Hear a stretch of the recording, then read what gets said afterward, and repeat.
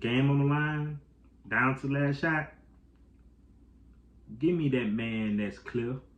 Larry M. effing Bird. That's who I'm taking. And y'all know I'm a LeBron fan, and I made the channel to do my research.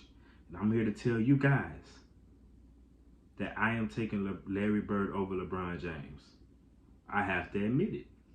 What's good, YouTube? It's your boy Damo, Little Sports Man. We back again with another reaction video, man. And today, I got a good one for y'all, man. We got the best Larry Bird versus LeBron James story ever told.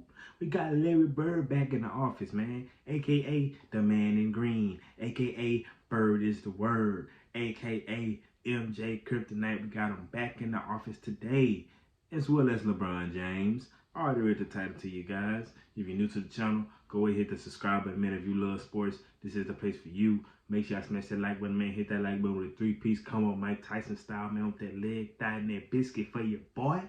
But without further ado, let's get right into this video, man. Yes, sir.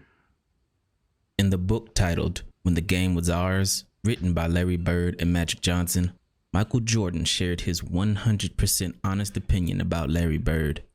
He said, "People ask me all the time who my top 5 players are, and when I start saying Larry, they interrupt me. They say, you've got to be kidding me. He can't play with LeBron James." I tell them, you guys don't get it. Larry is far better than any small forward who played the game. Now, the lazy person would chalk that statement up to Michael Jordan being a LeBron hater. He's not even looking at the. I think he was looking at Michael Jordan. I was thinking the same thing. Michael Jordan's a little left of that Charlotte bench. I think that was a look at Michael like. I think you're right. I think that's exactly he was what looking he was right looking at him. But not too long ago, this was common knowledge. If you give me both these guys and you say you can start your team with either Larry Bird or LeBron James, Oh, you taking LeBron. I'm taking Larry Bird No, and you're I'm not. taking my chances. No, Thank you you're very not. much. You know why? Larry Yes. Bird was the baddest son of a gun on the planet. And what in a did- league with Magic Johnson, Isaiah Thomas, Oh, so Dr. you telling J. me He was the best player in the world when the NBA And was at LeBron's with a the best greater level. player in the world. It ain't the same NBA. This sucker won 3 straight MVPs. Let me ask you this: Would Larry Magic couldn't Bird get through be him the at one best point. player in the world right now? I believe he would. Oh, he'd be better than Kevin Durant. I believe he definitively? would. Yes, no, he wouldn't. I believe he no, would. he wouldn't. Okay, he Larry just doesn't Bird, have the experience. if his back didn't give out on him, if he didn't have surgery, I'm not if his even body didn't fail him, talking about we're him. having a whole different conversation about Larry Legend. I'm sorry. He had it all. So, Larry Bird. And that's one thing that y'all know that I always vouch for, bro. I say just imagine a Larry Bird without the injuries. Just imagine that. The stuff that he was doing with injuries is already insane. He's already my favorite legend of all time already. So imagine a Larry without injuries with a more longer career. What are we even talking about? What are we talking about? Seriously, what y'all think is going on in that career? A Larry Bird more longevity career. That's insane. It ain't no telling what he would have done. Larry Bird is that man. Y'all already know that just like I know that. So there's no telling of what he could have accomplished with a longer career, with no health problems, no injuries. That's scary. That would have been very scary. Come on, man. Y'all let me know what y'all think. Bird or LeBron James. And for the record, if you ask me who I'd take over 20 years, I'd take LeBron. But if you ask me who I'd take for one season, it gets very interesting. Because I'd take a 1986 Larry Bird season over any single season performance from any player that ever lived. And if you ask me who I'd take for one game, or better yet, one shot, well, I'll let someone who actually lived through the Bird era tell you what they think. All I know is one game from my life, I want Larry Joe Bird taking my last shot. That guy from French Lick, Indiana. Game on the line, free throw, 3, jump shot, whatever it was. I'll take Larry Bird any day or any night over especially LeBron James. Now, if you're still a Larry Legend denier, I'm about to tell you how one shot changed the course of history, helped rewrite the narrative of an entire generation, and almost made Larry Bird the undisputed greatest of all time. Now, time and time again, Larry Bird came up clutch in the biggest situations. Max looking, Loops it to Bird, a runner. It's good! It's good! And the Celtics win it! Bird hits and the Celtics win it! 103 to 101, a three-pointer by Larry Bird at the buzzer. Danny Ainge to inbounds for the Celtics, trailing by 1, 2 seconds left. Into Bird, he fires. Yes! And the Celtics win! Unbelievable! Larry Bird at the buzzer! So in the 1987 NBA Finals versus the Lakers, when Larry Bird and the Boston Celtics were trying to repeat as NBA champions, Celtic Nation came to expect it. And in Game 4 at the Boston Garden, with the Celtics down 2-1 in the series, the game came down to the wire. Boston 4, LA 2. Bird. Boston. 5 now, and they almost tied up Harris, and they lose it. Cooper. It's a 3-on-3 break. Cooper with a 3, and hits it with a minute and a half to go, a long time ago. Kareem does it, and the Lakers jumping for joy, and they lead it 104 to 103, and another timeout called by Casey Jones. And coming out of a timeout, Larry Bird, as confident as ever, tells his defender James Worthy exactly what he's going to do to him. He would come out of a timeout. I remember this one time, you might have heard this before because he did it with a lot of people. I had to guard him. The player's coming, but he would tell you what's coming. With DJ handling, Mikhail's going to set up a pick for Robert. That's only to free him up to come and set a pick for me. And he says, if you trail, I'm going to trail into the lane to a little floater. He said, if you try to get over the top, he said, I'm going to pop to that corner and bust a jumper in your fucking face. I'm like, fuck you, man. I'm all up on him. You know, I got his shirt tail. I'm holding it. You know, I'm like, you know where I'm from. I'm from Gastonia. Man, we ain't talking. Sure enough, man. The ball comes in. DJ takes a couple of dribbles. I'm quick. I'm quick enough. I think I can get over the top. I get over the top. I get out there, but he pops to the corner, and I'm running. He kind of waiting, you know. Waiting. He was an asshole. Bird goes for 3.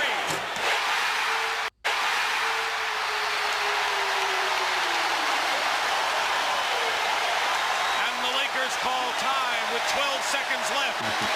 Larry Bird with a big 3-point bomb has given the Celtics the lead.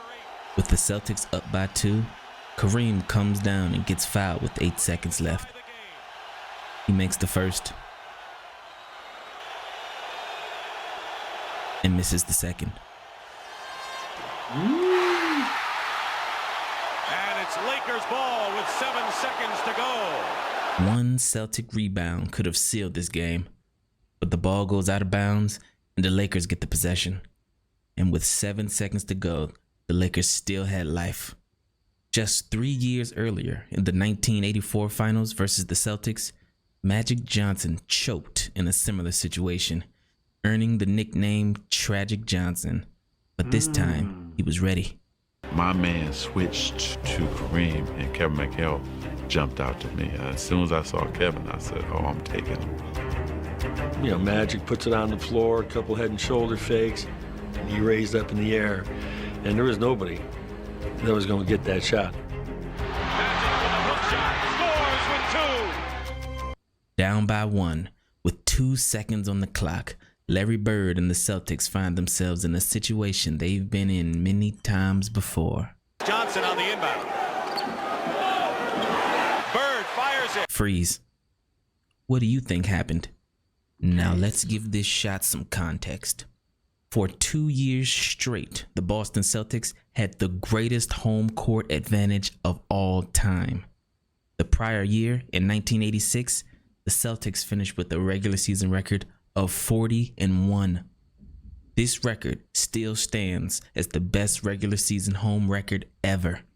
Yes, better than Michael Jordan's 96 Bulls and better than Steph Curry's 2016 or 2017 Golden State Warriors. And if you include the playoffs, they were 50-1 at home.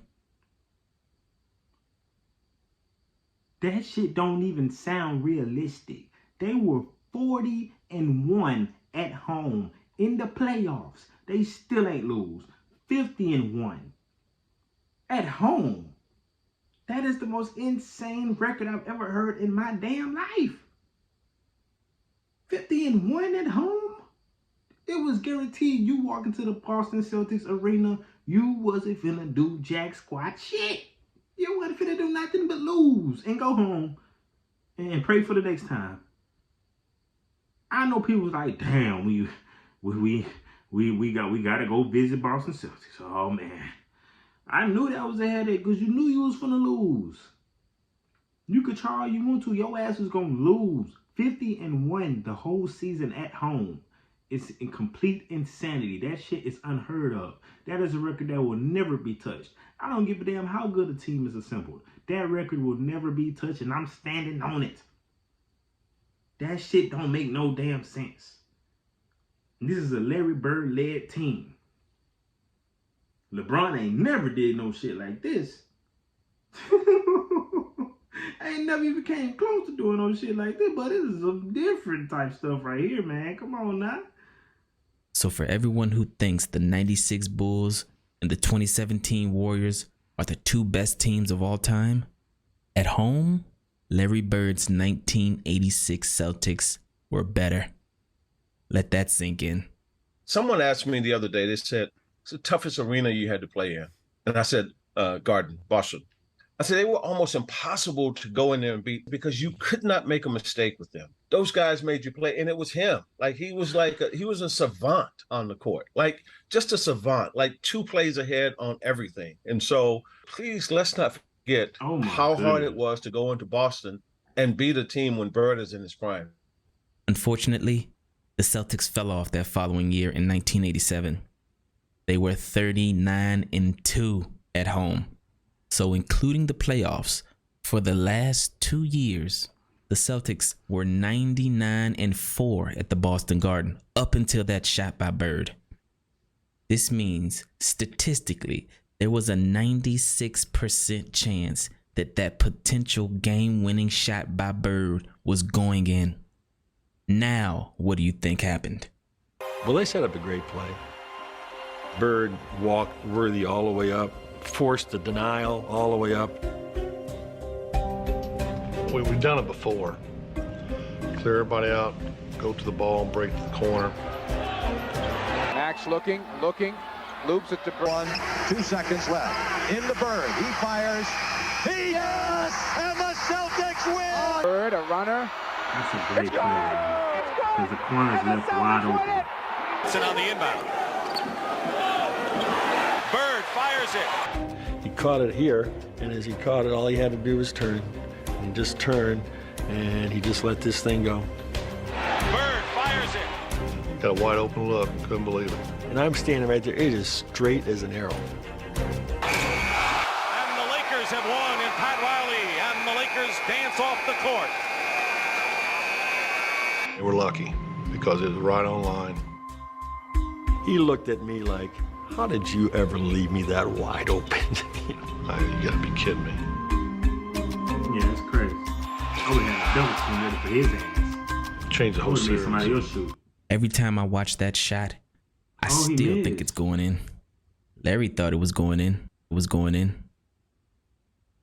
Magic thought it was going in. Pat Riley thought it was going in.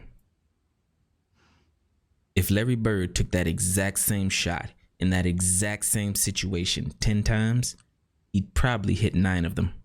And if Larry Bird hits that shot, then the series is tied 2-2. And with the next game at the Boston Garden, there's no way you can convince me that this Celtic team, with the greatest home court advantage of all time, led by one of the most clutch players in NBA history, doesn't win that next home game. So instead of being down 3-2 going back to LA and losing those NBA finals, the Celtics would have been up 3-2. And with all of that momentum on the Celtics side, all they needed to do was win one game in LA to give Larry Bird his 4th title, add another Finals MVP to his collection, become the first team to win back-to-back titles since Bill Russell with the Celtics in the 60s, and silence all doubt on who won the Bird versus Magic rivalry. One shot could have changed everything. And the conversation about the greatest player of all time would have been very different. Larry Bird at his best, LeBron James at his best. Oh, I gotta go with Larry Joe. I gotta go with Larry Joe. You take Larry Joe. Larry Joe for the win. When Reggie Miller said that, it was headline news the next day because the media fawns over LeBron James more than ever. But to many Larry Legend truthers, it wasn't a surprise at all. Skip, Reggie would take Bird over LeBron. Do you concur, my friend? I do concur. In a hypothetical draft, would I take him over LeBron James to start my franchise? Yes, I would. And I don't think it's even close. Now you would think that Skip Bayless, as the ultimate contrarian, would be challenged by his co-host for such an opinion. However, this is one of the rare things that they 100% agreed on. You know, in terms of leadership, in terms of clutch, in terms of shooting ability, and overall championship credentials, not just trophies, but a mentality, Larry Bird gets the nod over LeBron James. I'm guessing that right now about 80% of our viewing audience does not agree with either one of us. Well, all that means is that they don't know anybody. They don't know. I would love to pick LeBron, but in terms of clutch, money time, there's no contest. He's not even in Larry Bird's class. All right. Not even close. It's not even close. If you like stats, I ain't gonna lie, that's really insane. Before my boy get into the stats, that's crazy. Y'all let me know what y'all think in the comment section. I ain't gonna lie, it's not really a crazy take if you ask me. It's not a crazy take though. It's not. LeBron James is great. He's very great. He's great. But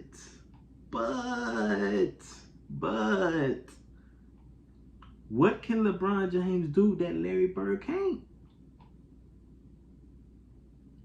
The only thing you could say is his athleticism, dunking.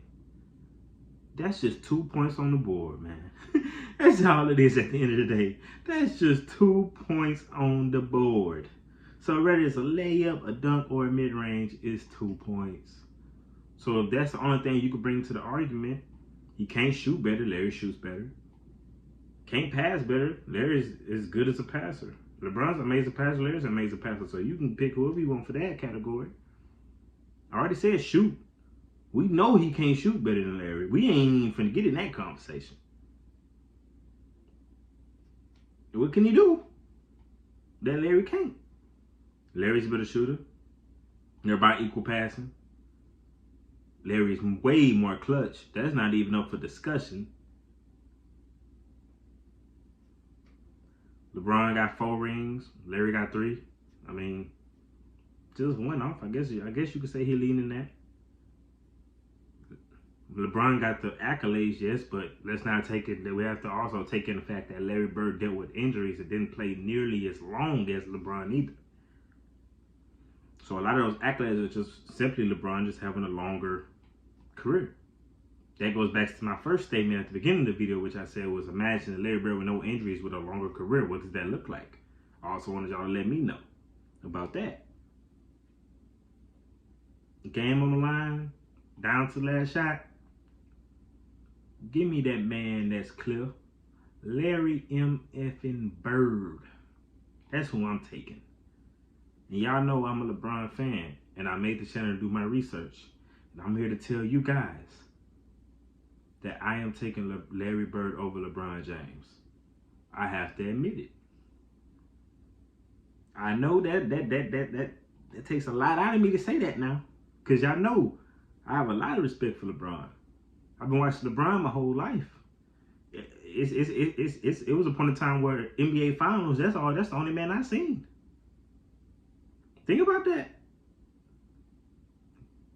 He did go to 10 straight NBA Finals now. But only won 4 of them. Hey, you know? So, hey, that's just a great argument, man. But yeah, y'all let me know who y'all got in the comment section. Y'all let me know any thoughts y'all have in the comment section. Let's get back to the video, man. Here's Larry Bird versus LeBron James season stats, while both are at the age of 30. Larry Bird averages more points, more rebounds, more assists, and has a higher field goal percentage. What? So when someone asks you, what is Larry Bird better at than LeBron? You can say pretty much everything. Hold on, is he ahead of Larry Bird? No. No. No. What was Bird better at? Bird's a better shooter. It's not close. I think Bird is as good or better as a passer, a much more fluid, much more natural passer than LeBron James, a creative passer. LeBron James, for a superstar, he's as good a passer as anyone outside of maybe Magic and Bird. Bird was a better passer. Bird's a better rebounder. The fact is that Larry Bird didn't stay healthy, and the fact is that basketball is played so differently now. When it comes down to the end of a game in a championship series, I would rather have Larry Bird have the basketball. Well, duh. Is there any way on earth you would take LeBron James over Larry Bird in the clutch? There's no way on earth that I'd pick him over Larry Bird in the clutch. I can tell you that much. Larry Bird was not just a superior shooter from anywhere on the court, just like you highlighted.